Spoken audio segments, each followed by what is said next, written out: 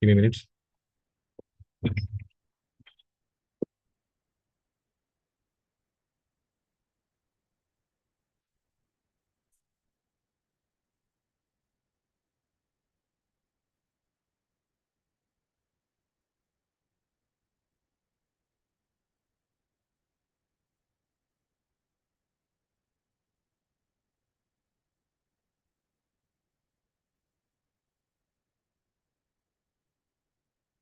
Okay. Yes, we can begin now. So I'll give you all 10 minutes. Okay. Let me on the timer as well. Just give me a moment.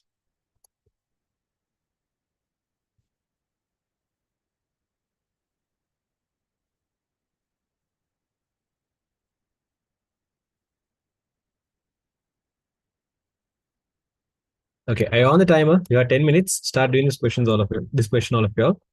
This is a grade 11 first term paper.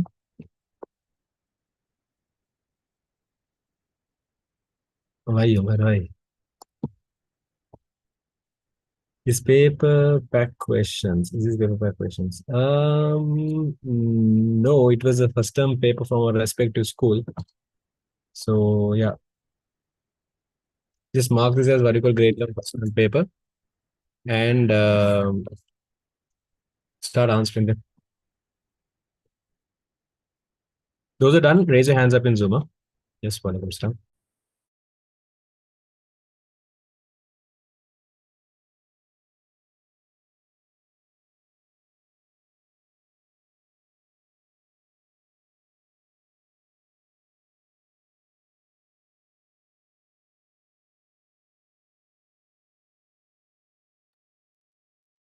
Just try attempting it. The questions, I wouldn't say it's hard. I think it will be manageable for majority of you all. So if you're done with the question, raise your hands up in Zoom.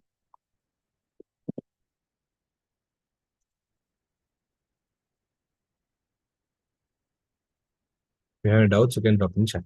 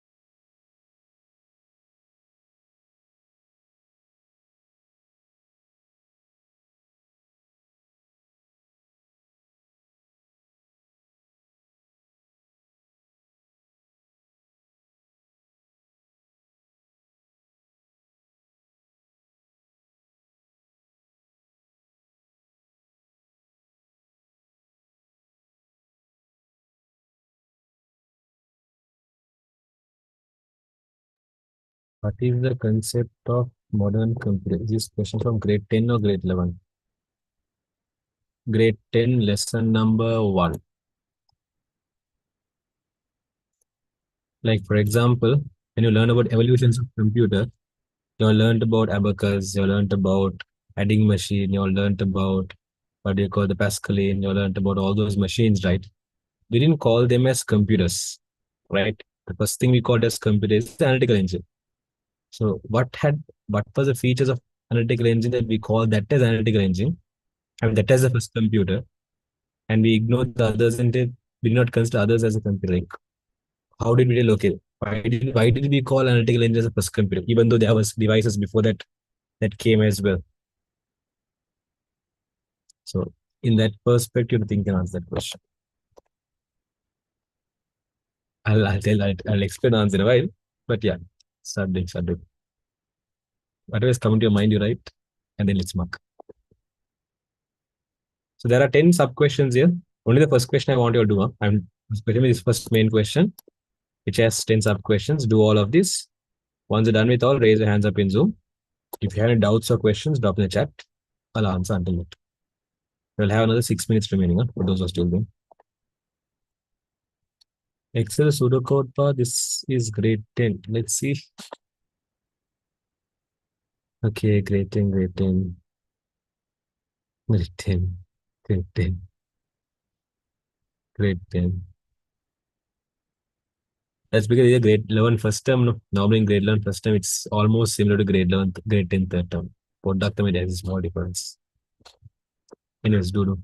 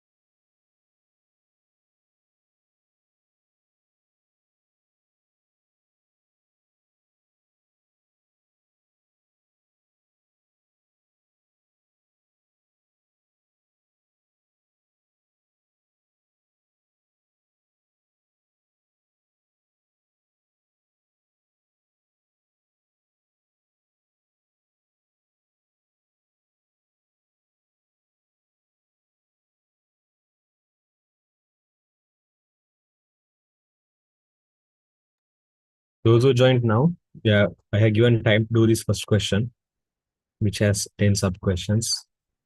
So make sure you do it. And once you're done, you can raise your hands up and Zoom.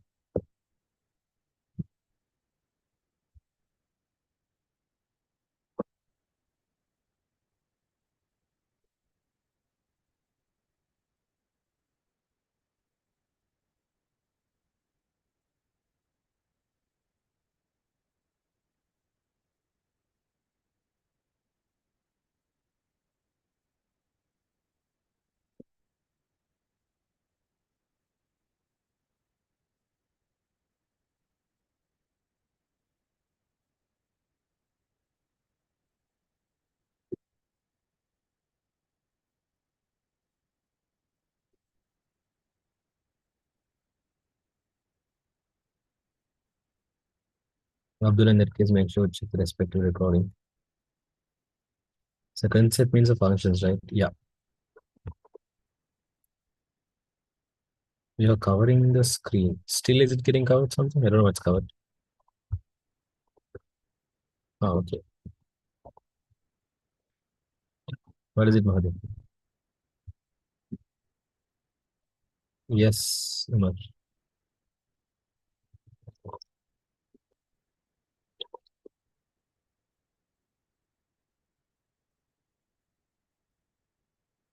11 data, Umar.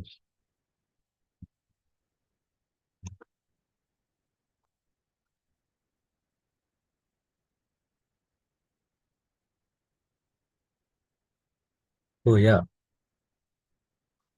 Okay, there is one question where the question number is missing. Like if you notice, you would have been wondering why is there, I don't know, 1, 2, 3, 4, 5, 6, 7. Yeah, 8 is missing here. So technically 9 questions are there, not 10. Yes,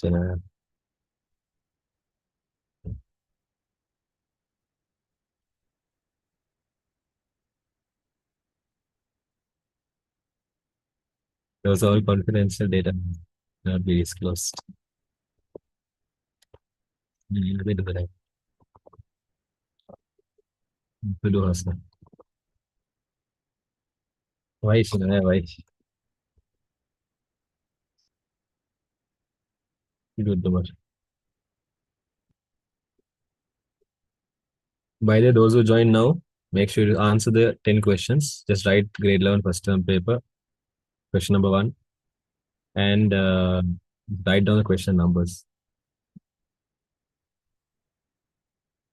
Question numbers and write the answers respectively.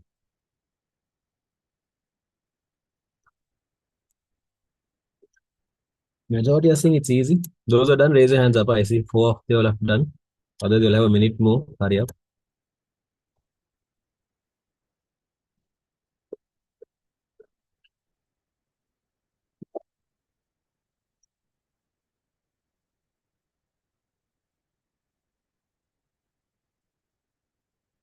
Yes, Napa, that's it.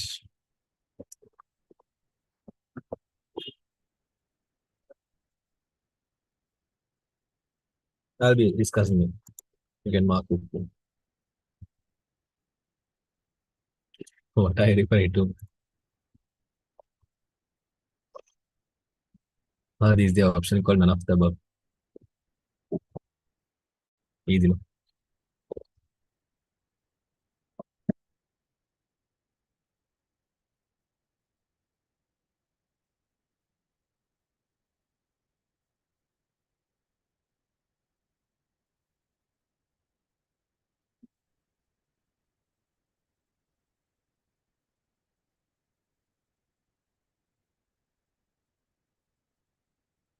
Okay, your time is up. Let's check your answers, all of your.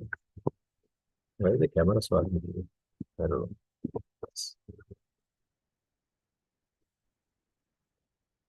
They're not here very much. Okay, so I can see only 14 of you all have done. Not bad.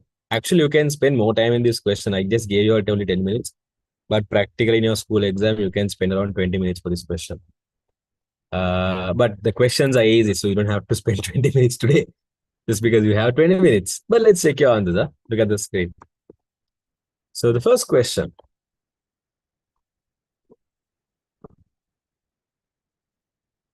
Choose one question. The question is one hard, two different. I think it's three for all, right? We just did four questions. What many? Yeah. Anyways, let's check your answers. Huh? First question, what is the concept of modern computer? Okay. To explain, I will need the writing book so that I can write and scribble stuffs. Let me take that as well. Where is the book?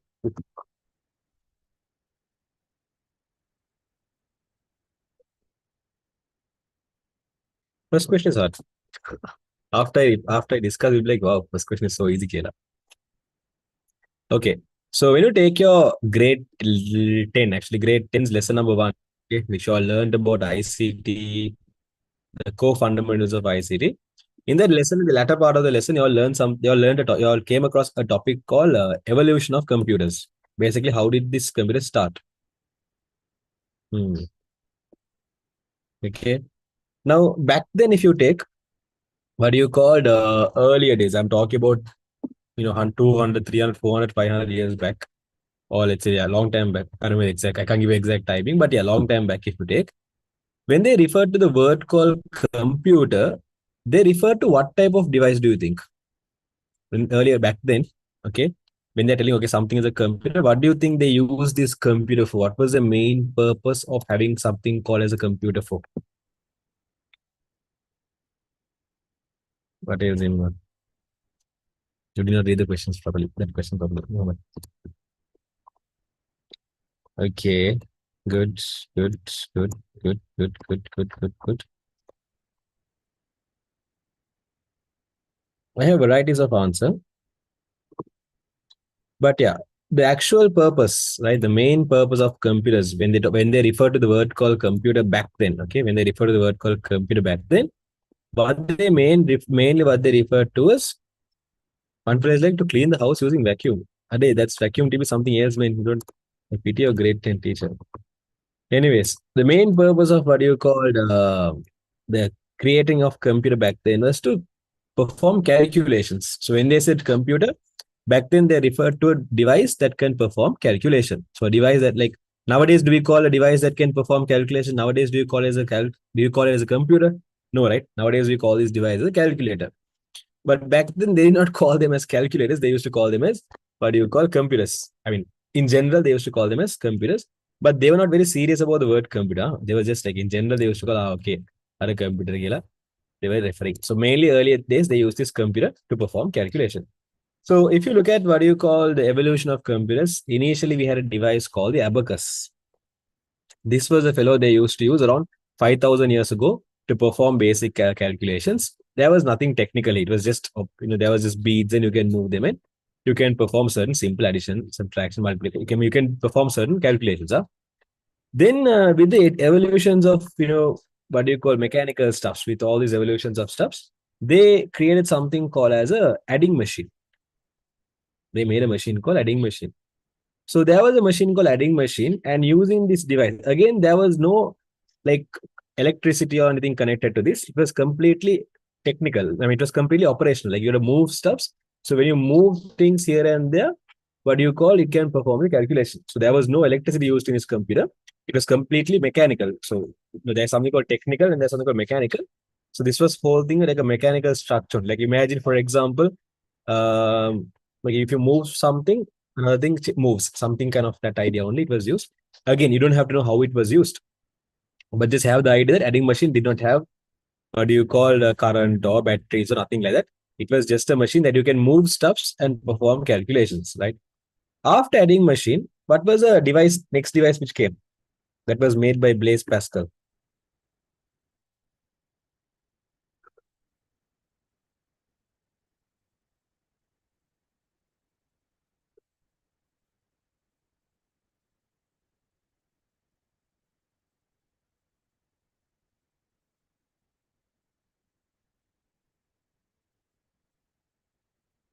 Wait, who made adding machine?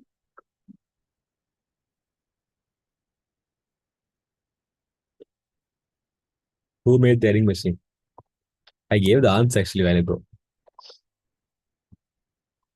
Yeah, it was Blaise Pascal who made adding machine. There was another device he made called Pascaline. That Pascaline device is not there in your syllabus. But again, Pascaline is also basically a type of adding machine. Huh? Okay, you don't have to remember what the word called adding machine. You don't have to remember the word called Pascaline. But just keep in mind, if sometimes in a question, if they refer to something called Pascaline, in questions, if they refer to something called Pascaline, then they are referring to this device called adding machine. Huh? So they're referring to this device called adding machine if they use a word called Pascaline. Okay, so if you take this adding machine, again, it could do only two things, addition and subtraction, right? Then later with the evolution of computers, let's see more later. So later what happened was with the evolution of computers, they found out a different device called the stepped reckoner. Okay, I'll come to that one. Then they found out a device called step reckoner. It's very easy to remember this fellow's name, the inventor's name. See, imagine he stepped on something and he got fried, he got burnt. So this bugger's name is Gottfried Wilhelm von Leibniz. I know it's a weird name.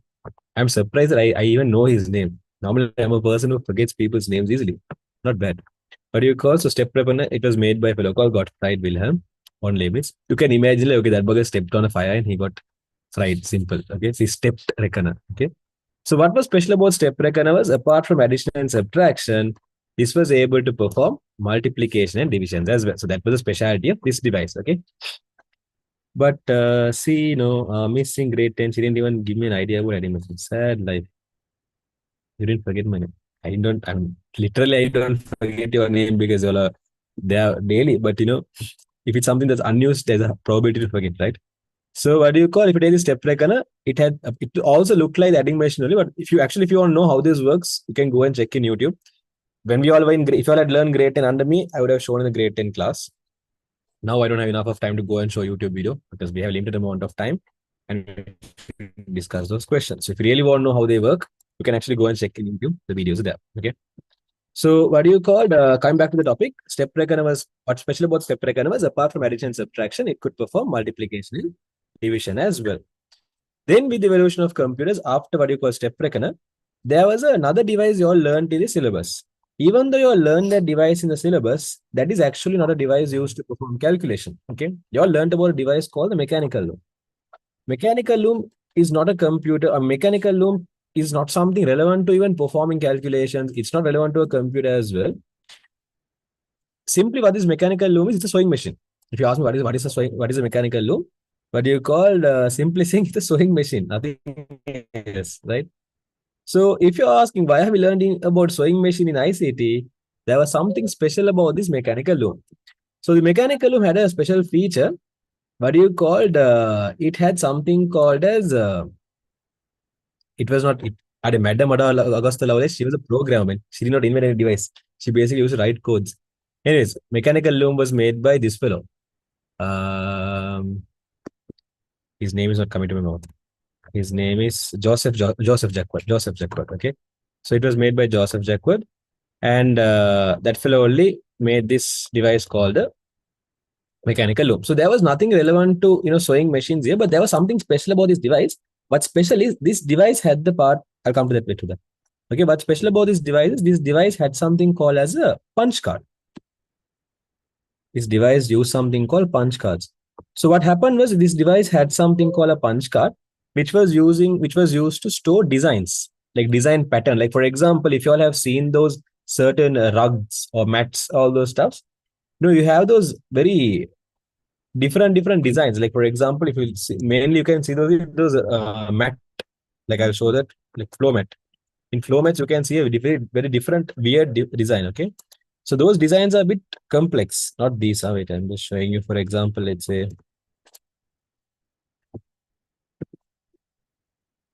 I'll directly take a big hotel. Let's see. What when Shangri-La get to there, show me some useless stuff. Don't I have the Shangri-La's restaurant? Shit. Definitely, I could have taken. So like take your trip to Shangri-La and show that to you. Just kidding. I can't take all. Anyways, if you have gone for these hotels, you would have noticed in the bottom you have these rugs. Okay, they have like weird patterns, like different patterns, right?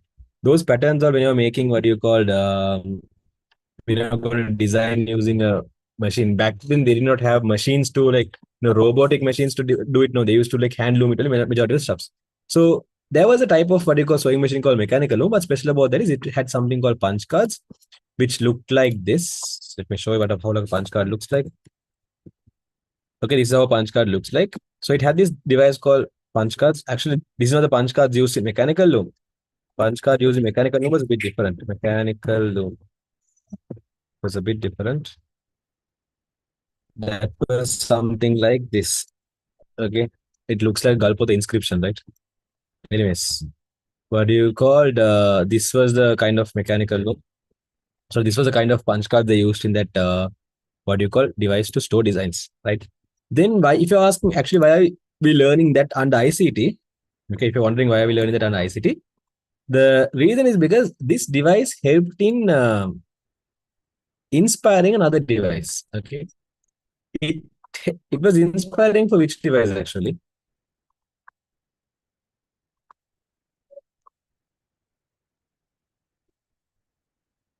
Asna for MCQs, yes. That mechanical loom had his punch card, right? The reason we learn his punch card is because it became an inspiration for another device. For which device do you think it became an inspiration?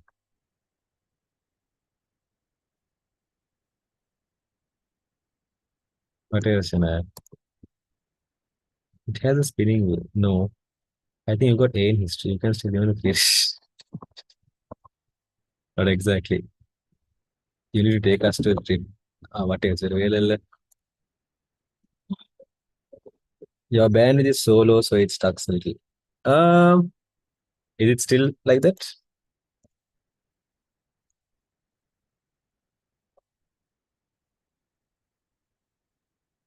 Shangri the hotel next to OG. Yeah. Is step record in the textbook? Yes, up here. Am I still lagging? What is Namitra and Avishka? They are both together. Exactly. Okay. So what do you call if you take this device? The I know I don't have control over that. Okay. So what do you call the point is um this device called the mechanical loom. Yeah, the device called the mechanical loom. It actually gave inspiration in creating this device called as an analytical engine. Analytical engine, right? So analytical engine is a device which we actually call as a first computer. Now, even though we had these machines earlier which we could perform calculations, these devices we did not call as a computer. We just call them as mathematical device or else and calculator you can consider them. We didn't consider them literally as a computer. We considered computer from this fellow. The reason we considered analytical engine as a computer is because it had four main features. It was able to get data from the user. It was able to process the data it got, as well as it was able to output the data it got. But apart from these, now if you take the abacus adding machine step reckoner, abacus did not have, but adding machine and step reckoner, somewhat there was input process output happening, not exactly. But there was something special about analytical engine. It was able to store data as well. Okay, so apart from input plus output, the fourth main feature it had was it was able to output data. So the reason we consider what you call analytical engine as the first computer is because it had these four main features, right? So in that question, they're asking you, what do you call what is the concept of the modern computer? So indirectly, what they're asking is they're asking you, what is a computer? You all learn these at two places. In the second lesson, also you all learned about what is a computer. You defined a computer. In the first lesson, also you got a similar idea. Okay, so the what is a indirectly what they're asking here is what is a computer? So if you're going to define what a computer is, you have to keep in mind it's basically an electronic device that can input, process, output, and store data. So when they ask you what is the concept of the modern computer, you can just mention here an electronic device. Again, the word electronic device is not important for this question. You can just mention a device that can, but better mention electronic device. Huh? An electronic device that can input,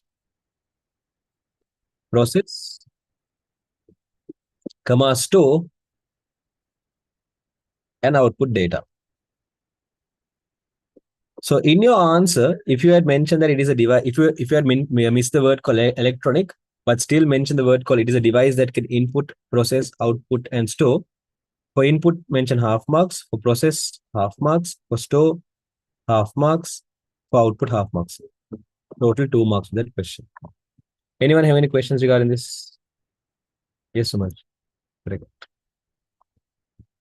I wrote as it can store unlimited amount of data. We'll call unlimited amount and give half marks because you had mentioned only about storing. You missed the other parts. What if you don't mention the word store? Then you get only 1.5 marks. Input half marks, process half marks, output half marks. So you get only 1.5. But if I wrote only input plus output, then you get 1.5 marks. Anyone have any questions here? Oh my God, emotional damage. I know the definition for computer, but because the words in the questions differentiate, I don't know they're asking for the computer's meaning. It's but easy. Exactly. They can ask the same question in different ways. You just have to know that uh, to be precise with your English, basically.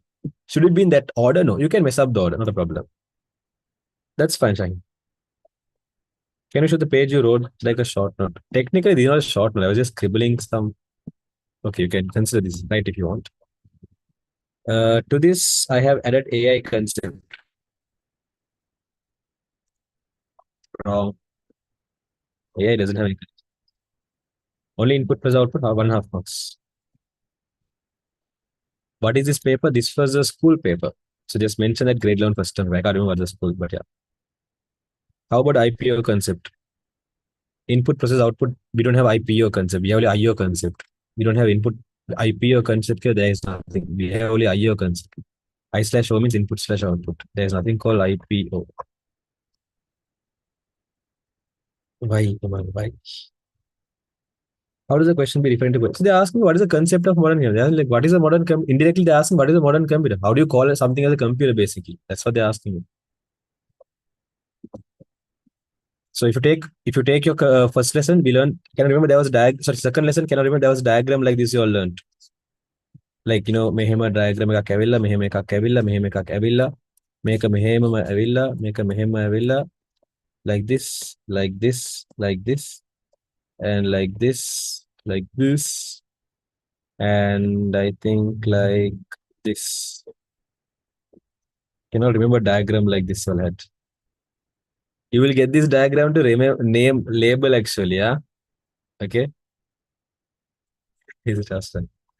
If you can remember this diagram, input, main memory, output, secondary memory, register memory, then ALU, then CU. Okay.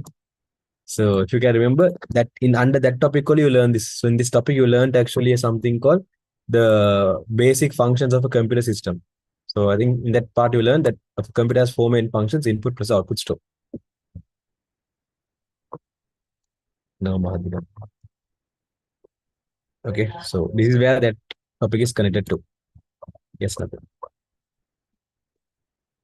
Will it still come to name? Yeah, they could ask. They could ask. They really want.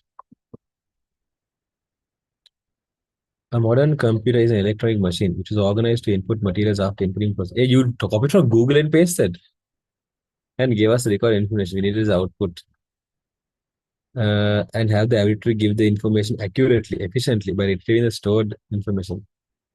You don't have to give so much of elaboration, but as per your answer, in your answer, you have the word called input used, you have the part called process used, you have the part called output used. So you get only 1.5 marks. Did you get full marks for this question? No, no, 1.5 marks. If she gave full marks for it, that means she has don't know the answer for that question. Anyways, I'm not going to emotionally damage your teachers found in there. Students can obtain their exam results from the exam department website when they enter their index number on the website. Okay, so they're saying that you can obtain your exam results by entering your index number, it seems, on the website. It will be verified, and if it has been entered correctly, the results will be displayed. Why 1.5? Are you can't you see? I have mentioned here, right? For mentioning the word called input, you get half marks. For the word process, you get half marks. For the store, you get half marks. For output, you get half marks. So in your answer, you did not mention about output. So you did not mention about store. So technically, you will get only 1.5 marks. Okay. Anyways, yes. What is it? So they're asking this question to give an example for input, process, and output for the above scenario. That there was no output. Sorry, store no.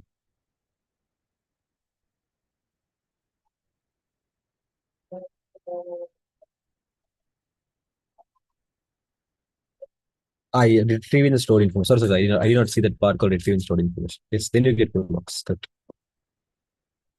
Can I write data instead of input? No. Okay. Normally, if you take a system, a program or application or a device or whatever, okay, in simply you can think that for a device, for a computer or a programmer, if you are going to give data for that device, we call them as input. If you're going to get a data from this device to yourself, you call this as output. So always keep in mind, if you're going to enter something to a device, that's an input. If you're going to get something from a device, that's going to be an output.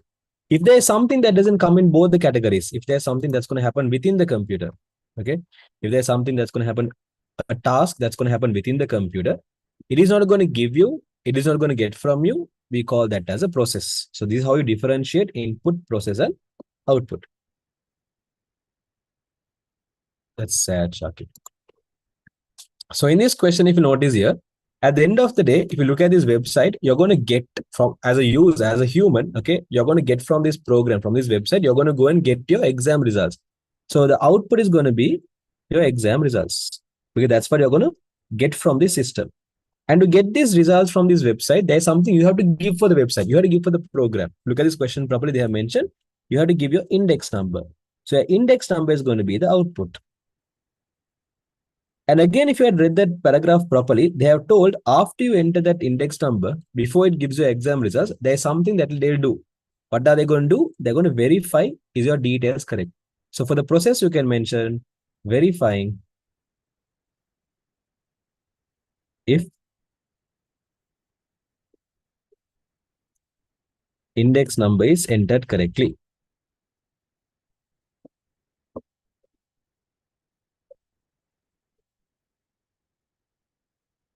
Okay, verifying if index number is entered correctly. So this is how the answers are going to be. So if you mention index number as input, you get half marks. If you mention exam results as output, you get half marks. If you mention verifying if index number is entered correctly, you get 1 mark there.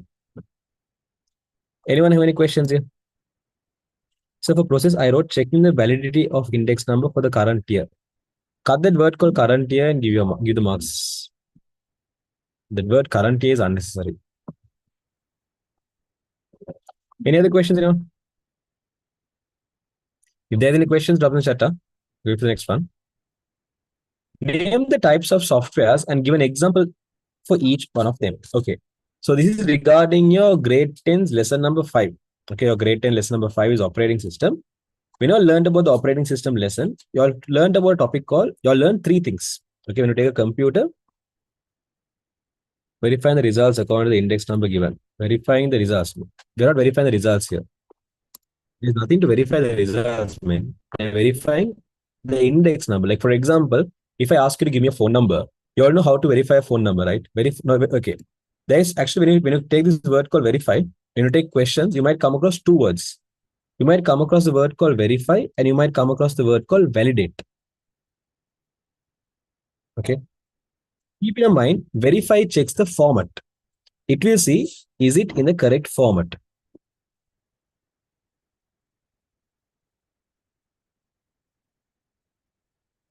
Validate will check is it the correct value. I'll explain you the meaning, okay? For example, if I ask you a phone number, okay, if I ask you a phone number, there is a way I can actually verify, sorry, I can actually,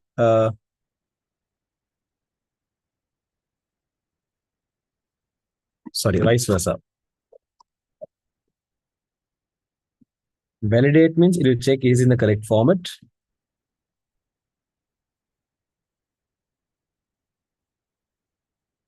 Okay. Validate means is it in the correct format?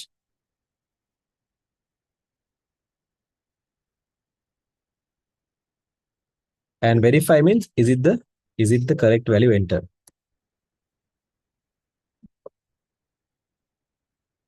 For example, okay, let's say I'm what you called let's say this is me, okay, and let's say here there is a student. I'm going to call this fellow's name as Amal, for example. So let's say Amal did something wrong in the classroom, and I'm going to call his parents to complain. Okay. So when I'm calling his parents to complain, I ask him, okay, first of all, I'm going to ask that fellow, okay, give me your parents' contact number. Rafa, correct. So when I ask him to give his parents' contact number, let's say he gave me this number 0 1 6 1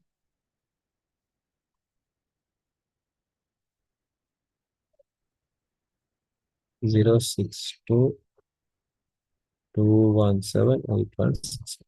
Let's say he gave me this number. Okay. Now, let's say I'm going to validate this number.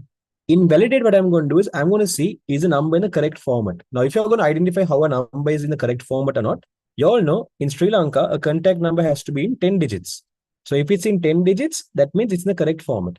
So what you're going to do is you're going to look at this number and see in this number, are there 10 digits? Count and see, are there 10 digits?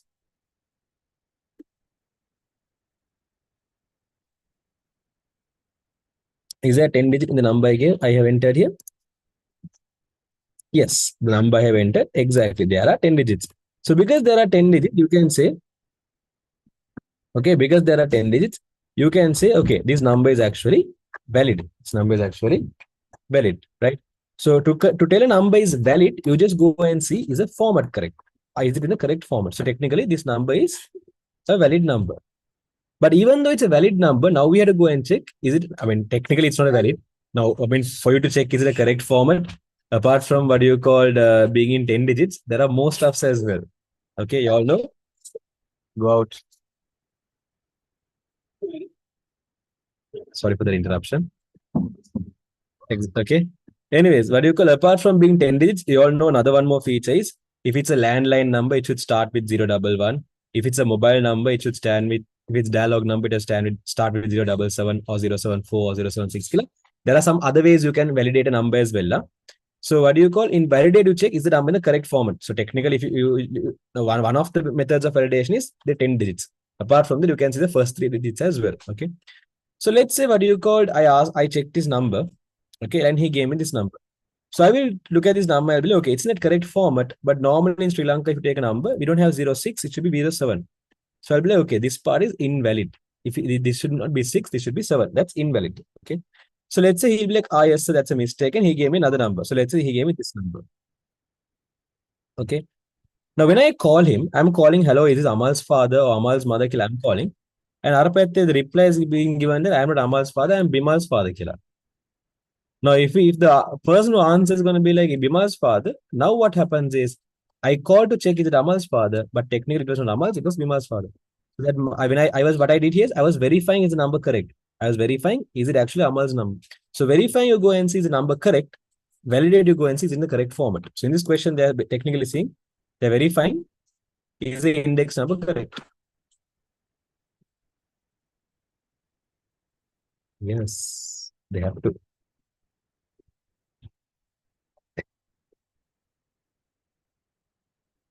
But exactly, yes. Okay, anyway, so if you had mentioned verifying the index number, correct. If you just mentioned verifying the results, that doesn't make sense. Why should you mention verify the results, man? There's nothing to mention verify the results, right? A system. It has to because that's already there in the database. It has to get the data from you. The data it's getting from you is what? Index number. The data it's getting from you only it has to see is it correct or not. Okay. If there's any questions, log the chat. Going back to the third one. Name the types of softwares and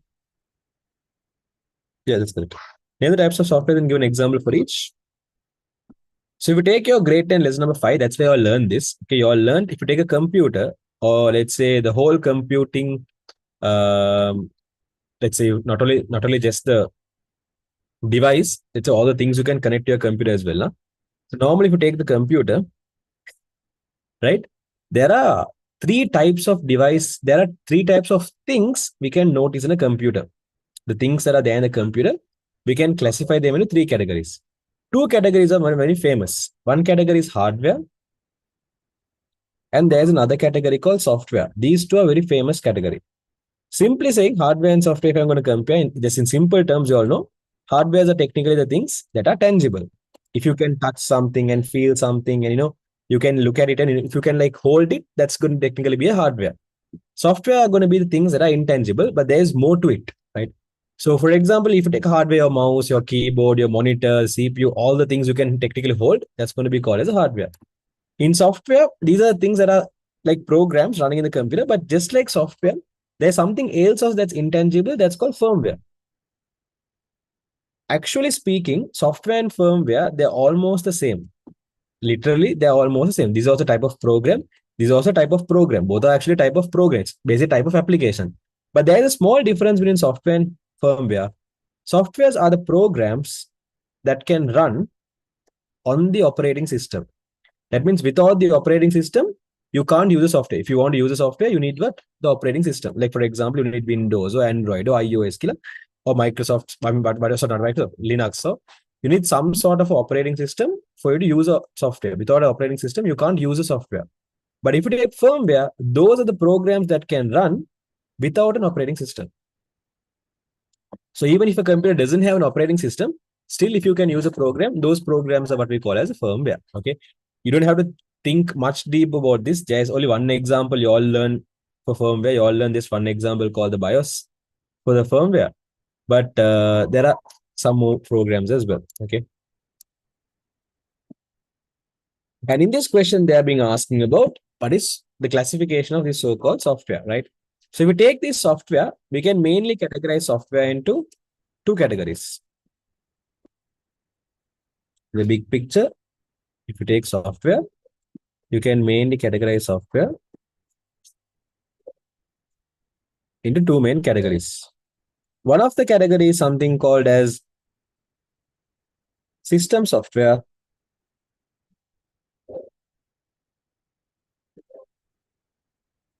and the other category is something called as application software.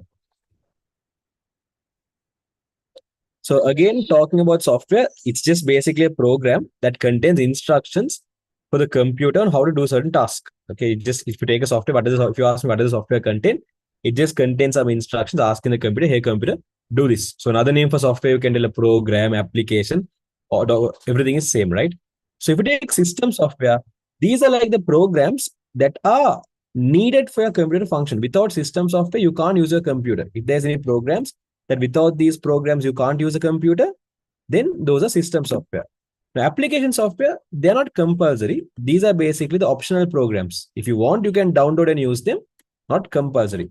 But system software, you have to have in your device. Without this, you will not be able to use your computer properly. Like for example, if you take your phone, in your phone, this settings application, camera application, calendar application, these all, did you go and download? No, right? That Google not, I mean, if you're going to have a separate calendar, that's a different story. But by default, buying your phone, there are some apps you get which are like compulsory. They're like the recording application, the notes application, and the compass application, okay, camera application, the default camera application. These are all programs that necessarily came in your device before you bought. You did not install or download that. So those are like system software, the compulsory softwares needed for you to use your device. Application software, on the other hand, These are like the softwares you download to make your work easy. Like for example, if you want to send message to your friends, you would have downloaded application software called WhatsApp. So WhatsApp is technically application software to make your work easy. You want to, let's say, watch videos, you would have downloaded YouTube. So YouTube is application software, again, to make your work easy. The softwares you actually download and use to make your work easy, the application software. The softwares that are needed for your device to function. Without those softwares, you can't use a device. Those are system software. So you can categorize the system softwares actually into three categories. That the compulsory softwares in your computers, you can classify them into three categories. One is just like this, what you call top lesson is talking about. One is the operating system. So OS stands for operating system. Okay. Apart from operating system, the next one is something called utility software. This is where the title settings application, all the compass application technically, those are all coming under utility software. And then finally, we have something called as a language translator. So like if you had learned the first lesson properly, the programming lesson, you would have known that by default, computers, not only first lesson of grade 11, even first lesson of grade 10, you'll learn this. But you call by default computers, they can understand only machine language, which means binaries. So if you want the computers to understand there's a type of programming language called high level programming language, and there's a type of programming language called low level programming language. Okay. So by default, if you take your computers, they can't understand high level. High level is like a language, types of language where you have like simple English. There's nothing complex. It's very easy to write high level program codes. Huh? Low level language, actually, there's a very, very big difference between high level and low level. Okay, in terms of definition, there's a big difference between them. I'm not going to talk about the difference, but because that's relevant for the first lesson. But if you take this programming language, at the end of the day, your computers can understand only machine language, which is basically language that can that contains binaries. Okay, that contains binaries only. So you take your computer, right? If you wrote a code, if you wrote a program using high-level programming language, it will convert that to machine language. If you wrote a programming, there's an example low-level programming called assembly language. Is an example language. Huh? So if you wrote a program using assembly language, again it converts to machine language. So any program you write, if you write in assembly language or high-level language, we have Pascal, Python, PHP. There are several languages. When you write a program in any other language apart from machine language, it has to convert from that language to machine language. So to convert from that language to machine language only, we have these so-called language translators. And in your syllabus, you learn three language translators: assembler, compiler, and interpreter. So putting the big picture small, this is how the software looks like. So system software and utility software. Utility software is a type of system software. So there are three types of system softwares: operating system, utility software, and language translator. Compiler is high level or low level. For low level, you have only two languages basically. One is assembly and one is machine language. So machine language is also, in your syllabus, you learn only these two. You learn assembly language, machine language. So to convert from machine language to assembly to machine, you use something called as assembler. And to convert from high level to machine, there are two you can use. One is compiler, one is interpreter. Depending on the purpose, you might decide what to use. A certain language you can only compile. Certain language you can only interpret. Certain language you can do both. So depending on the language, you decide whether to use compiler or interpreter to convert from high level to machine. Anyways, so this question is asking you technically the types of softwares and give an example for each. So you can mention what you call the two types. I think they are talking mainly about the two types, the main two types. So you can mention system software, application software. Okay. So for this question, you can mention system software. One answer. Application software, another answer. For system software, you can mention an example. Operating system. For application software, you can mention an example. Let's say Google Chrome or WhatsApp or any application you are using, you can mention as an example. Okay. So if you mention the word system software, you get half marks. If you mention application software, you get half marks. If you wrote example, that is if you wrote operating system, utility software, language, either one of these three, again half marks. Or if you wrote examples for system or operating system like Windows 7, or if you go and mention here what do you call backup softwares, or if you go and mention assembler or compiler, if you had mentioned either if you had mentioned operating system, utility software, language, one of these you could have mentioned, or if you mentioned one of the examples, then also your answer is correct. You can give half marks for the example. For application software, any application you're going to install and use, any example you mentioned, again, you can give half marks there. So that's how the 2 marks is being sorted. Anyone having any questions there? Windows is also an example for system software. Windows is an example for system software, yes, because it's an example for operating system. No? So therefore, you get it. MS Word is example for application software. So under application software, your answer is correct. Programming software, Notepad++. Notepad++ is application software.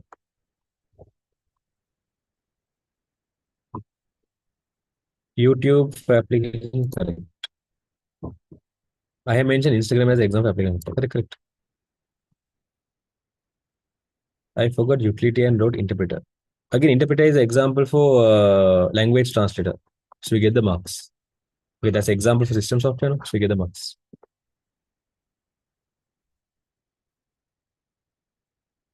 What is the meaning of Mac? Mac address or Mac computer?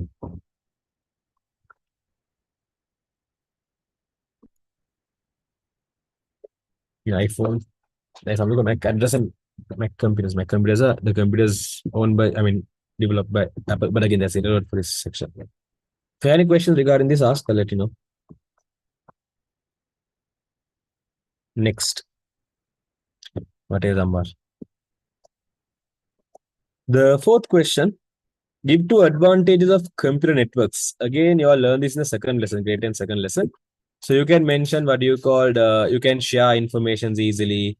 Email is another example. Then you can mention what you call, you can share resources. What I mean by share resources means, like if you take companies, something in school offices, you might notice there's only one printer, but all the computers can print from that one printer. The reason is because they have created a network, like they have created a connection where from any device, you can send a request for the printer, hey printer, print this document. So if you're insert, sometimes you might notice in certain offices, in certain, what do you call, schools also you might notice they have one printer for everyone. So that's kind of a sharing of resource. So you can mention sharing of data and information, one answer, sharing of resources, another answer, then email as another answer, ability to control central software, correct? No, Safed, it's a term, school term paper. When you're doing lesson number 5, can I inform? I'll be posting the channel. Actually, I'll be starting the lesson number 4 tomorrow for grade 10. If you all want, I can join for the first day for free. I'll be sending logic gates tomorrow. I'll be posting some post in the channel. Just have a look at the channel. Yes, communication is correct. So any of those answers, if you mention, your answer is correct. Huh? Communicate, what do you call communication of data and information, correct? Sharing of resources, correct? Ability to control central software, correct? Then security, correct? And if you had mentioned something like email, correct? These are some of the top 5 answers.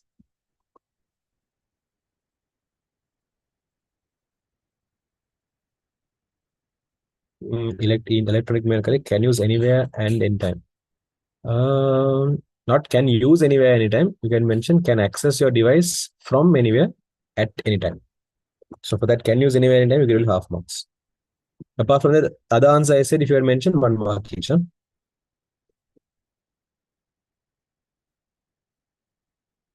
You can Google that. It depends on the application. Okay, next. Accurate information is not an advantage of computer network. Gives in quick time. Not gives. That's also not something suitable. Resource sharing. Quick data transmission. Quick data transmission. Okay, that's correct actually, but yeah, you can consider as correct. After I put in the channel, the group. Cost effectiveness. You're talking about the qualities of information. That's not correct. Can control the main computer. Yes, that's what you call as what do you call ability to control central software. Okay, next. So 1 mark each for the 2 answers. How can computer networks be classified geographically and what are they? So here you have 3 answers: LAN, MAN, and WAN. Local area network, metropolitan area network, and wide area network. And they're asking what are they? So local area network is a type of network with a shorter distance. And metropolitan area network, it's a type of network where devices are interconnected in a larger distance. No, sorry, not in a large distance. You can mention a distance between two cities or two branches. Then for wide area network, you can mention a type of network is more larger, connecting multiple countries together. If you ask me what is the limit for man, as I can remember, man network's limit is around 100 or 200 meters. I can't remember exact value. There is a value for man network as well. You all don't have that value in syllabus, but there is a limit for man network. Number four answers are what do you call ability to control center software, security, can share data and information easily, share resources easily, email. Internet is example for man. Man less than 16 miles. I think 16 miles is equal to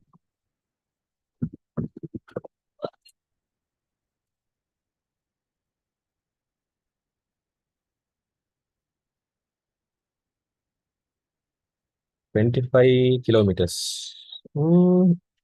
Is it in kilometers? As I can't, I'm not exactly sure about the distance, but there is a limit in man network. I can't remember. I'll check it out later. Fifth question. Yeah. So fifth question, what you had mentioned the landman van. Yes, Asta.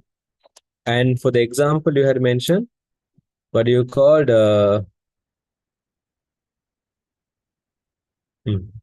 it varies how much.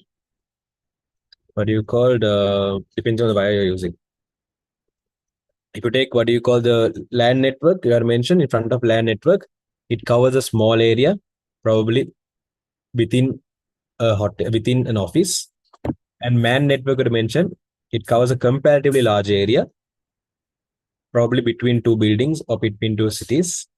For wide area network, it covers a very large area, probably between two countries. So if you had mentioned the word LAN, MAN, WAN, you can mention half marks for LAN, half marks for WAN, and half marks for the MAN, half marks for WAN. And for description, if you had mentioned what you call a suitable description for each of them, in total you can mention half marks. If either one of your descriptions are wrong, then reduce the half marks. But if all three descriptions are correct, you half marks. I wrote based on the area of the network, the computer network can be classified geographically. Is this correct? Not area of the network, based on the distance or area of the distance. No, based on the distance. Cut that word called area of the network and make it as between the distance based on the distance of the network. Like based on the distance of the network, it can be classified. The word distance has to be there.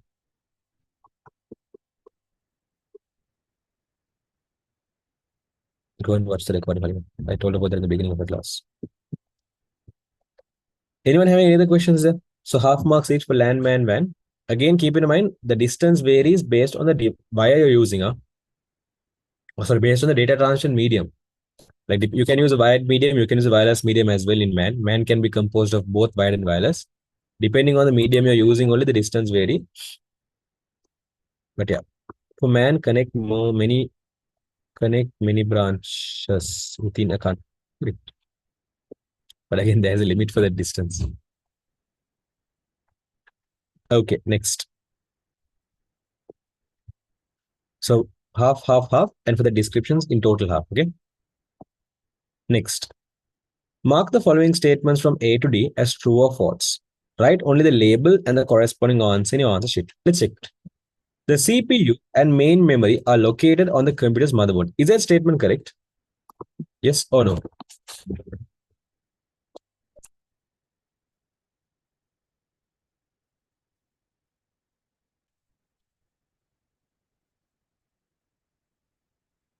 Is that correct?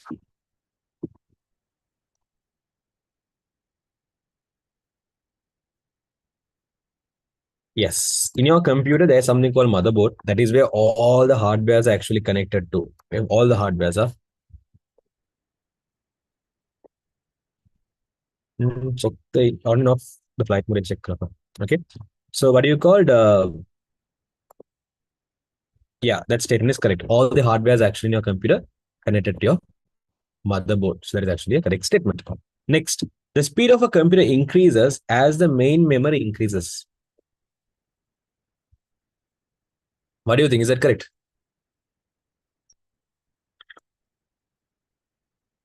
I'll explain that. That point requires an explanation. So I'll give you the explanation. But before I give you the explanation, what do you think?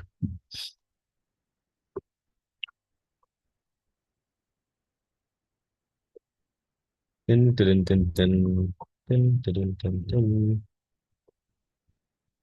tin, tin, tin, tin, tin, tin, tin, tin, tin, tin. Okay, listen. Normally, when you take main memory, there are three examples on the main memory. Okay.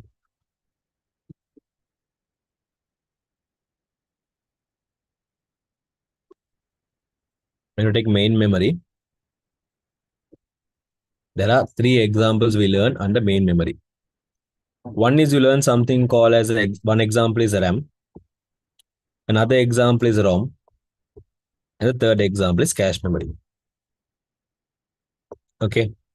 So most of the time when they refer to main memory, okay, in general when they refer to main memory, in general when they are referring mainly to the RAM. Keep in mind, in general, if they just randomly if they say main memory, most of the time, not always, but most of the time they refer to the RAM. So if you take a RAM, if you ask me what is the purpose of the RAM, RAM is actually the part which stores the data that's currently in use. If you are opening a program, whatever program is currently in use, it will be stored in the RAM. Like for example, I'll easily tell you to remember this. In the classes I use the same example. I'll tell you here as well. Now, if you take your computer, your data is there, right? Imagine your data is food. In computer, if you want to store data permanently, you store your data mostly permanently in a secondary storage device. Secondary storage device where mostly you might store your data permanently. So that is like a fridge in your house. In your fridge zone, you might go and store all the food, the leftovers and all those stuff. So you might keep in the fridge. But when you're eating, if you are in a very disciplined family, you will not eat it from the fridge directly. Okay. What you might do first? From the fridge, you might first of all serve this onto a plate. So when you're eating, you'll make sure that you serve it to your plate and only eat, right? And then when you're eating it from your plate as well, you don't take your what you call plate, like put it to your face and like the dogs, you all don't lick on the plate and eat, right? You all have a disciplined way of eating, right? What do you all do? You all might take the food that is in the plate and you have your mouth, okay? You might put it to your mouth and your mouth is what munches it and you processes it and your mouth is only going to eat it. So technically at the end of the day, you're giving it to your mouth. Okay, at the end of the day, you're going to give it to your mouth to eat it. So heating, imagine this is something like cold food. Okay, imagine it's a dessert. Okay, so imagine that what do you call it's a dessert you're going to eat, will you? A pudding. So there's no heating here. So in this case, if you notice, your fridge is going to store the data permanently, right? So that's going to be like your secondary memory. And then your plate is there, that is going to be like a RAM. Whatever the food you're going to eat, let's imagine this, okay, because it's a dessert, now imagine a saucer. Okay, because it's a dessert, imagine it's a saucer, will you? So whatever dessert you're going to eat without eating directly from the fridge, you're going to serve it to your saucer and you're going to, what do you call, eat. And your mouth is what's going to, at the end of the day, process it. Your mouth is only going to munch it and give it to your stomach, right? So mouth is only going to process it, basically. So your mouth is going to be like your, what do you call, register memory plus, like I call it in general as CPU.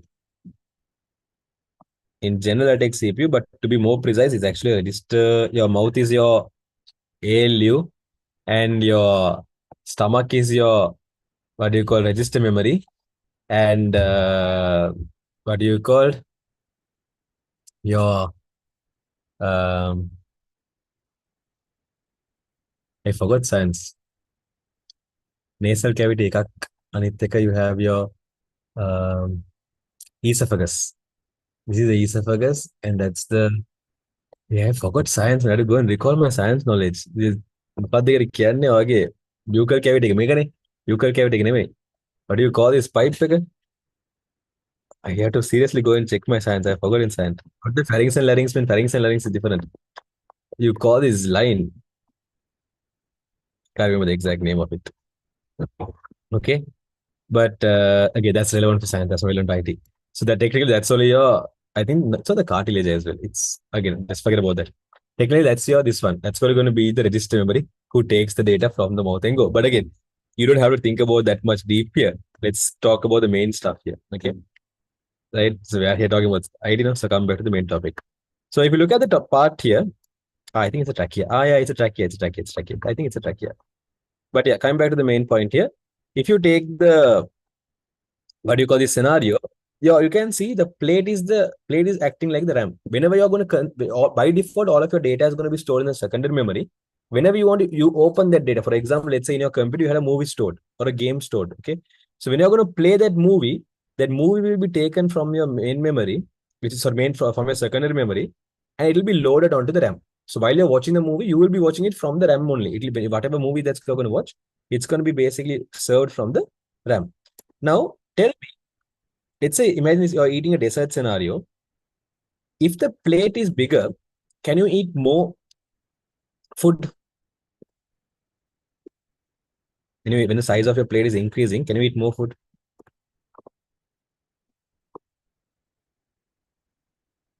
Yeah, trachea takes, yes, that's, just forget about that part.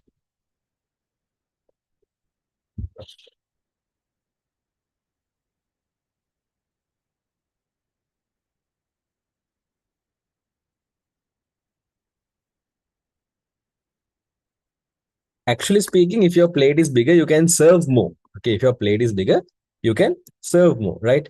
So technically, if you talk about the, what do you call RAM normally talks about how much of things you can store. Okay, it talks about how much of things you can store. So if you're asking me, what do you called will increase in the RAM, will it actually increase the speed of the computer? Indirectly, yes, it will. Because for example, just like how I took this example, imagine you have your hands, right? Okay, in your hands you can store stuffs, right? So imagine you have one hand versus having two hands versus having four hands. So when the number of hands you have are going to increase, imagine you're a Ben 10 there's four arms, right? Imagine you also had like that features. Do you all even watch Ben 10? Okay, anyways, your generation is different. What do you call if you all have watched Ben 10, you all know there are four arms, right? So if imagine you had those four arms as well, okay? So if you're having four arms and you're going to do stuffs, can you do things faster? Practically speaking, yes, you can. You can, right? If you have four arms, you can do things more faster. Because why? You have more space. You can hold more stuffs, right? Same in a plate. If you have a big plate, now earlier, let's say, because you had a small plate, you can serve, let's say, only what do you call only biscuit pudding. But now because you have a big plate, you're serving podduck biscuit pudding, podduck jelly, podduck apple cake, like four different desserts you're putting in one plate because now your plate is big, right? So RAM is like talking about the space that you have for the data that's currently in use. So when your space is more, so indirectly, not directly, but indirectly, it increases speed as well. Maybe I'm okay. So indirectly, yes, it increases the speed of the computer. Got it? Any questions anyone have there?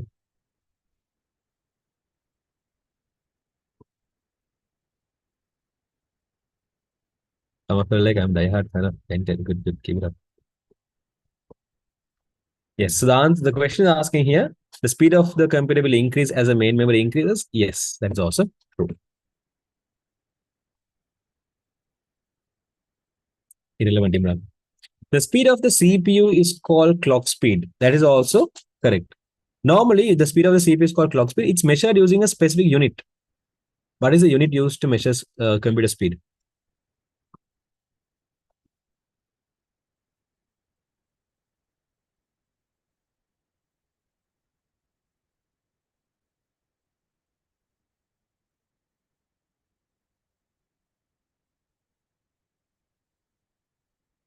Correct. You can measure computer speed using the unit called hertz. And what if I have 4 GB of RAM and I open 1 GB movies at the same time? What happens? I'll teach about that in operating system lesson. That's called memory management. You can do that, it'll work. Correct. Okay. What do you called? Yes. The unit used to what do you call measure data? She measure the speed of the computer, the clock speed of the computer. We measure that actually in something called hertz. And nowadays we have that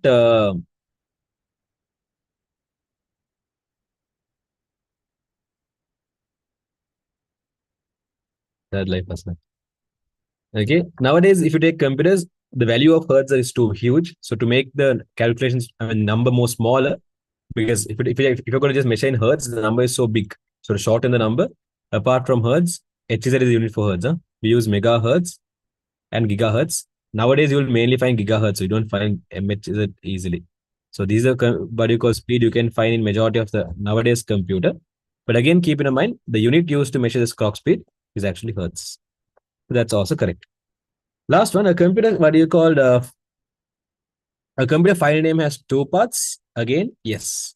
If you take a computer file, for example, if I take this file called let's say paper.pdf or paper1.pdf example, let's say this has two parts. The front part we call the file name, and after the dot whatever is there, we call this as a file extension. So yes, it has two parts. That's also correct. So in this question, they're asking you, right, what is true or false? Technically, all A, B, C, D, all four of them are true. So if you mention true, true, true, and true, for this, if you mention true, for this, if you mention true, for this, if you mention true, and for this, if you mention true, put half marks each.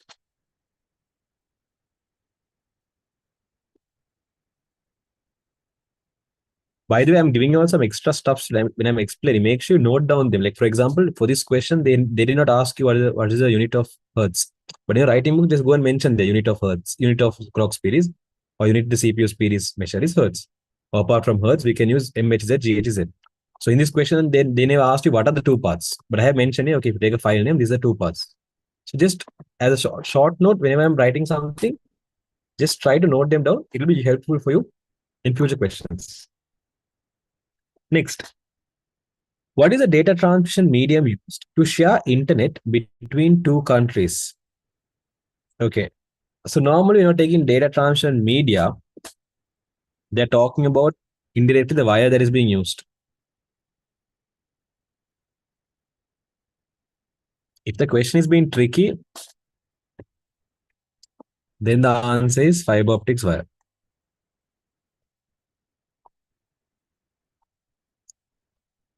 Because if you take from country to country, okay, between two countries, yeah, when you take countries to countries, under the water, there are fiber optics wire that goes like this. Let me show you.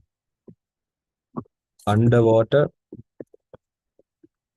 fiber optics internet cables.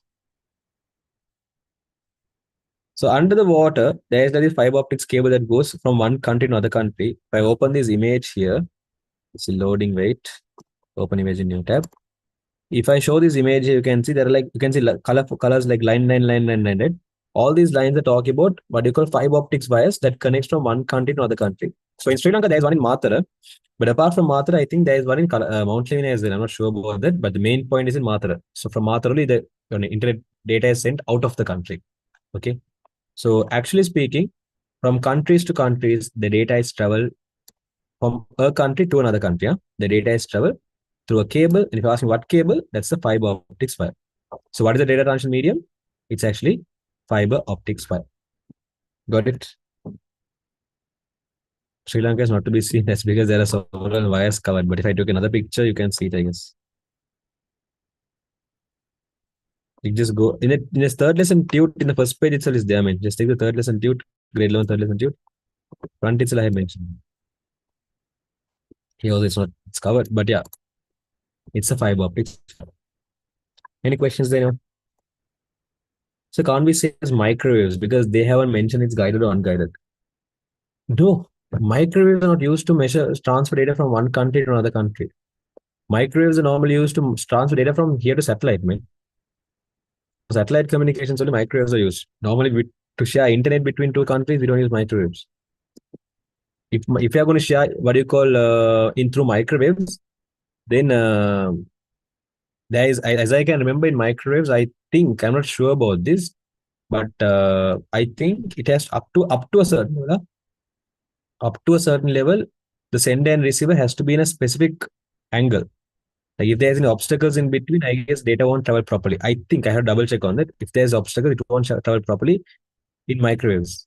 So normally how microwaves work is, let's say from here to here, you want to send data from A to B.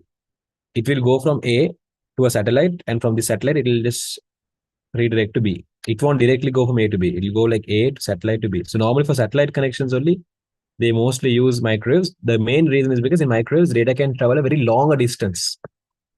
So internet doesn't use satellite as a main core communicate between two countries. That's not correct. Infrared also, but microwaves also I think has a radius, as I can remember.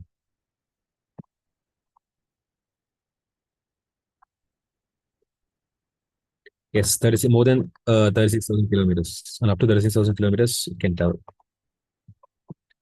So yeah, here you can mention fiber optics cable. If you mention fiber optics cable, put there 2 marks. Next, consider the following algorithm. What are the values of sum and num when the process ends? Okay, normally when you get a program, if you want to find out how a program functions, or what do you call, like if they ask you what is the output of the program, or if they ask when the program ended, what was the value of sum and num, the best way to find the answer is by drawing something called as a dry run. So let me show you how to draw the dry run for this question.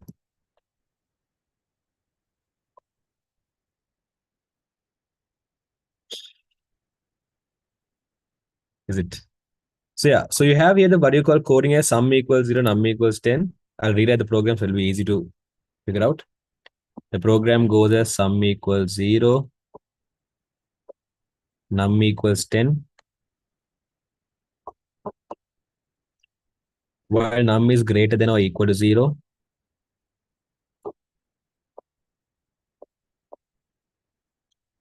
sum equals sum plus num,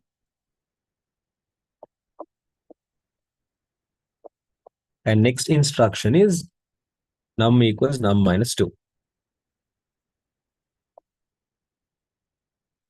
And we have the end while. So this was a program given for you all know. So keep in mind, in these kind of questions, like I told a while ago, we're going to figure it out by drawing something called as a dry run. So dry run basically shows how a program functions. To draw this dry run, it's like a table. I'll just show you how it works. First of all, you should know in this program, what are the variables used? Second thing you should know in this program, what are the conditions available? And third thing is outputs, but that's not relevant. Okay. You have to figure out the variables and conditions. Normally, if you're wondering how can I go and find out where to find, like where to go and find out for variables, you will normally find out variables in two places. One place is in equations. Wherever there's an equation, mostly you might be defining, you might be giving a value for a variable. Second place is in input statements. Like for example, if you have instructions saying input X, then X is actually a variable name. When you have sum equals 0, you can see we're giving the value 0 for the name called sum, right? So sum is going to be a variable. Variables are basically a name that can hold a value, a word or letter, it can be whatever, a name that's going to hold a value. Simply that's what a variable is. And if you take what you call conditions, conditions are technically the questions that you have in the program. Like when you're going through the program, there are like certain questions the program will ask you. Those are what you call as conditions. Simply saying, if you look at this program, you can see this is one of the equations. This is another equation. This is another equation. And this is another equation. There are 4 equations. There are no any input statement, but there are 4 equations. In this equation, we are giving a value for sum. In this equation, we are giving a value for num. In this equation, you can see sum equals. Again, we are giving a value for sum. In this equation, num equals. We are giving a value for num. So if you look at the 4 equations, we are giving a value in 2 places. We are giving a value for sum. In 2 places, we are giving a value for num. So what you are going to do is you're going to write the unique variable names. What are the variable names? Sum and num. Apart from that, there are no other variables we are giving a value for. Okay, so step number 1, write what are the variables this program has. Step number 2, write down the conditions. So if you look at this program, you can see this is a question actually we are asking. We are asking while we are saying while num is greater than or equal to 0. So first of all, you have to go and check, is the value of num actually greater than or equal to 0? Okay, you're going to do a small checkup there. You're answering a question there. So this is a condition.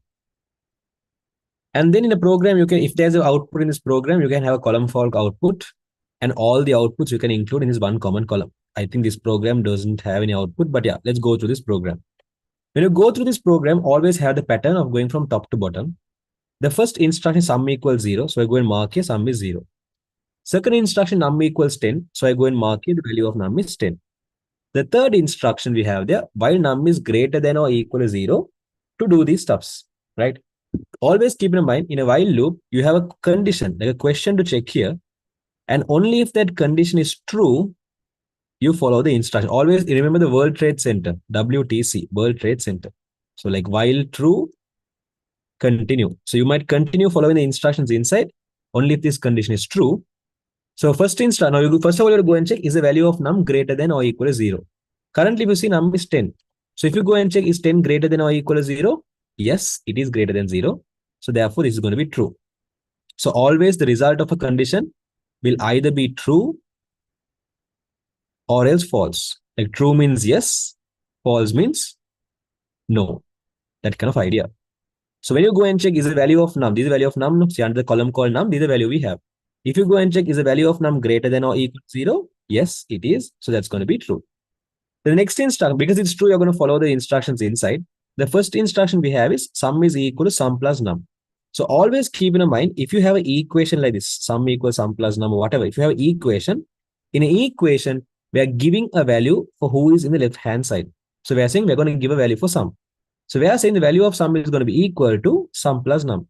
To do the calculation, go to the sum column and see the value. So sum column's value is 0. Then go for the num column and see the value. Num column's value is 10. So you say 0 plus 10, the value of sum becomes 10. So now I'm going to go and update in my table. I'm going to tell all these times sum was 0 now. Now the value of sum has got changed. Value of sum has become 10. So when you say sum equals sum plus num, we're adding sum, we're adding num, and getting the new value of sum. The value of sum has changed. Then I go for the next instruction, num equals num minus 2. Now, just like how I did this process, tell me, after I follow this condition, after I follow this equation, tell me, what do you think the new value of num is going to be? After I follow that instruction, what will be the new value of num?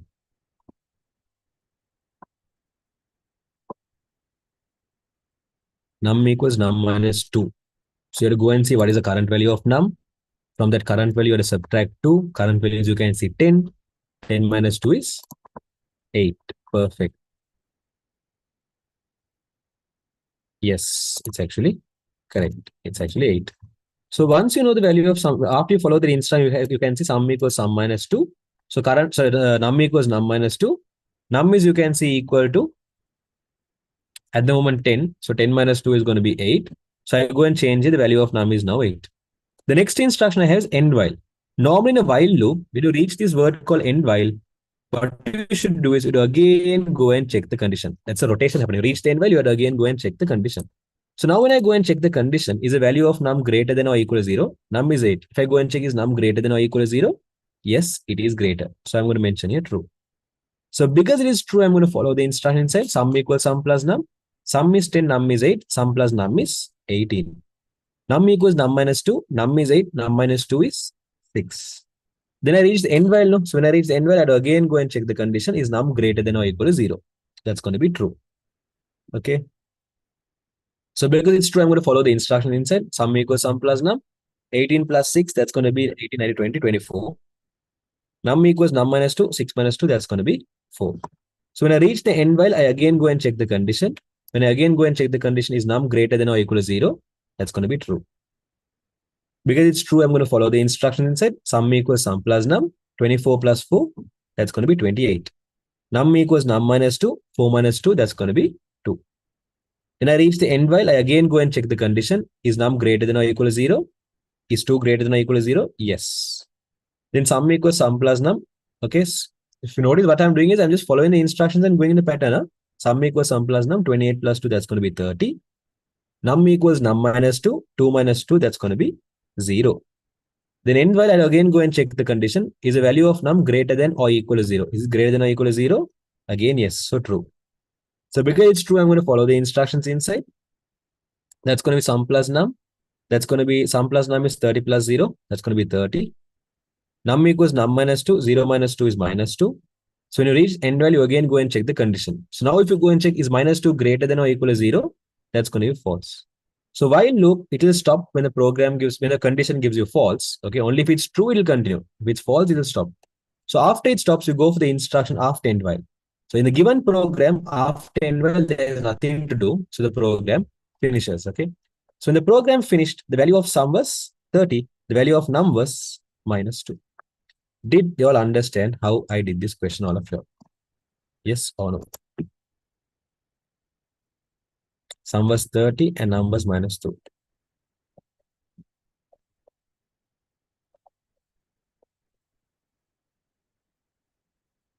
So if you had mentioned 30 here, put 1 mark. For num, if you have mentioned minus 2, put 1 mark. There is no any methods needed for this question. But if you really want to know a method, this is how you do it. Anyone have any questions?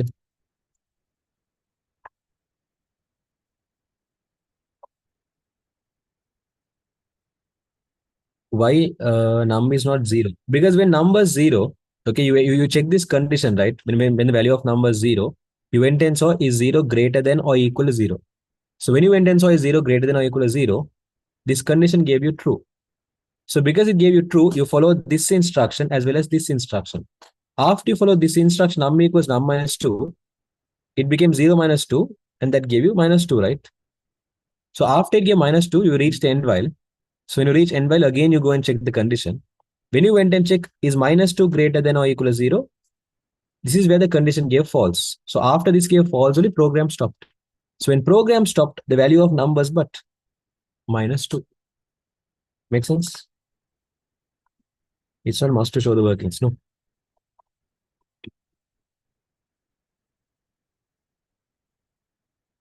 Is it fun to draw the dry run on the script? I would recommend you to draw, but yeah, no wish. Wow, so I understood a part of program for the first time. Programming is actually easy. It's just that you should know things. If you like understood things, everything's easy. Why you find it something difficult is because you don't know stuff. Okay, I think I answered all the questions. From where did you learn the diagram? I don't know where I learned it from. Someone learned it. Seriously, I don't know. Because it's not there in O-level, it's not there in A-level, so I can remember. It's not there in both. You're not in degree level also, but I don't know where they learned. Anyways, the last question. Give four data types in Pascal programming. Okay, in Pascal, if you take data types, we have from language data types can change. Huh? So if you're talking about data types in Pascal,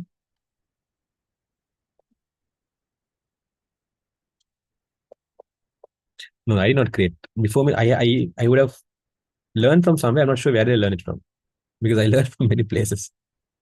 Anyways, in terms of data types in Pascal, one thing we have is integer. Then we have something called as real. We have string. We have char,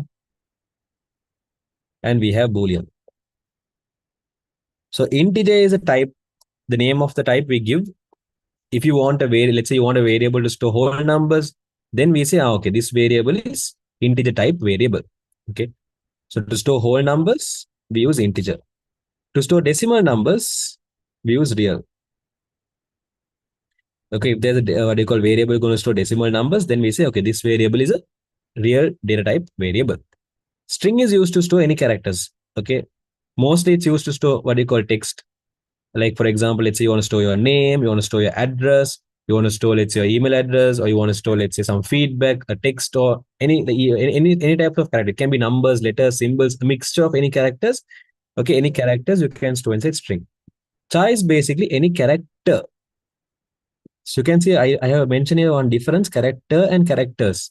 That's because string and char is almost same, but if you take char can contain a single value. For example, it has to be the letter A, or it has to be the dollar symbol only, or it has to be a number only. So if it's like one single character, it's called a char. But if it's going to store like multiple character, for example, let's say we had the word called Amal, or let's say we had the word called let's say human at or HUM at 1, 2. So these are all string. It has more than one character. This will has only one character, only the letter A, only the dollar symbol, only the number one. So only single character is char. Boolean, we have two values. One is true, other one is false. So in this question, they ask you for four data types. So out of these five, you mentioned four. You can put half marks into four. Anyone have any questions here? I know that text is not a type of text is actually a data type in database in Microsoft Access. That's why I said from language to language, data types change. These are the data types we have in Pascal. Can't we write like this? No, Ilma. Because what happens in this program is the values are being changed. Why am I cutting the numbers here? Because I'm cutting is the reason I cut this is because the value is getting changed. We learned right. The main difference between a variable and array is the values of variables are temporary. When you say x equals 5 and then say x equals 7, initially the value of x was 5. It got modified and now x became 7. So the values are being changing. Who is your lecturer? I learned A levels under Satyaram. I think that's where I learned a lot of stuff. But mostly my lecturer was YouTube and Google more than that. Because we used to search much stuff back then. Okay, put half marks. Put half marks each, and you can put what you call 2 marks in total there. And tell me out of I think this question there was one the Roman number 8 is missing. Where is it? So I think the total marks you would get here is around 18 marks. So tell me out of 18 marks, how many marks you got for this question? Yes. Out of 18 marks, how many marks have you got? Okay, sorry for dragging much. I think it took around 10 minutes extra because I wanted to complete that question. Okay. So this is always keep in mind in your part two, first question, it's a mixed question. You don't get less question relevant to one lesson. You can see the mixture of multiple lessons. So those who have any questions, you can stay and ask. Others, if you understand everything, I can do. We're done for the day. Those who have any questions, you can stay and ask. Will you give this to you? Yes, yes, yes. It's still on printing in the beginning of the class. As soon as I get it, I'll give. Good,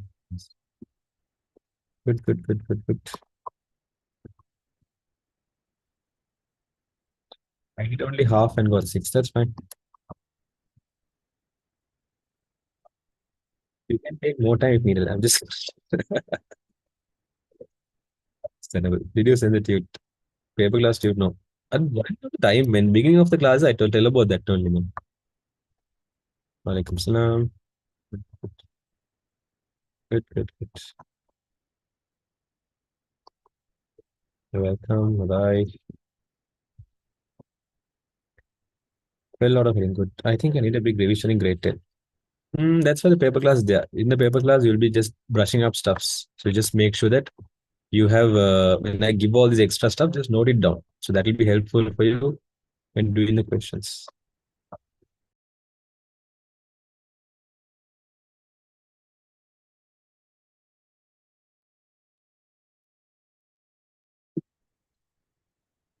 What is the solution? I'll see if I can do a grade 10 small recap or something. Let's see.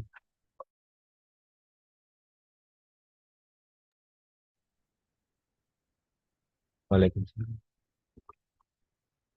Barakallah. The programming. Let's see, let's see. Okay, I did not get any question. Andrea, I think it was dispatch. I'll just check it most because I gave her the pen and all those stuff. So I'll again check it most. At school, I got 19 out of 20, but as the correct answer, it will be 70. Yeah, maybe. What was the what was the difference between school and here? Like, and how did you get 20, 19 out of 20 when this question there's one Roman number 8 is missing now? Practically, how did you get 20?